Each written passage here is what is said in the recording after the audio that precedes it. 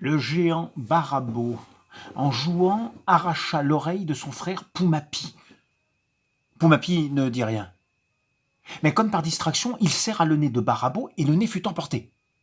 Barabo, en réponse, se baissa, rompit les orteils de Poumapi et après avoir d'abord feint de vouloir jongler avec, les fit disparaître prestement derrière son dos. Poumapi fut surpris.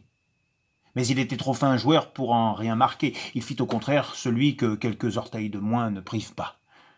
Cependant, par esprit de riposte, il faucha une fesse de Barabo. Barabo, on peut le croire, tenait à ses fesses, à l'une comme à l'autre.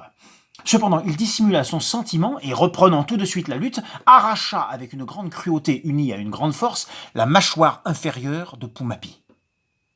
Poumapi fut désagréablement surpris. Mais il n'y avait rien à dire, le coup était franc, il avait été exécuté en face, sans tricherie aucune. Poumapi essaya même de sourire. Ce fut dur. Oh, ce fut dur. L'extérieur ne s'y prêtait pas, l'intérieur non plus. Il ne s'attarda donc pas à cet effort, mais suivant son idée, il reprit la lutte, visa le nombril, défonça l'abdomen et par le trou entreprit d'introduire le pied même de Barabo, qu'il parvint à tordre d'abord, puis à immobiliser dans la plaie comme une borne. Barabo se trouva surpris. Son équilibre sur une seule jambe, sans orteil, laissait bien à désirer, mais il n'en témoigna rien. Fit celui qui est à l'aise, qui a des appuis partout, et attendit. À ce moment, Poumapi, qui avait presque gagné, commit une grande faute. Il s'approcha.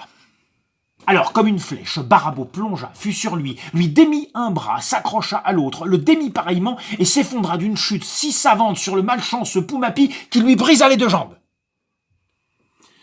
Couché, corps à corps, pareillement exténué et accablé de souffrance, Poumapi et Barabo essayaient vainement de s'étrangler. Le pouce de Poumapi était bien appliqué au cou, mais les forces pour serrer efficacement lui manquaient. Les mains de Barabo étaient encore assez nerveuses, mais la prise était mauvaise.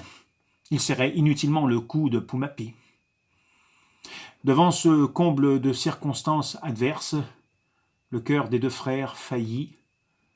Ils se regardèrent encore quelques instants avec une grandissante indifférence, puis, se retournant chacun de leur côté, s'évanouirent. La lutte était terminée. Du moins pour aujourd'hui.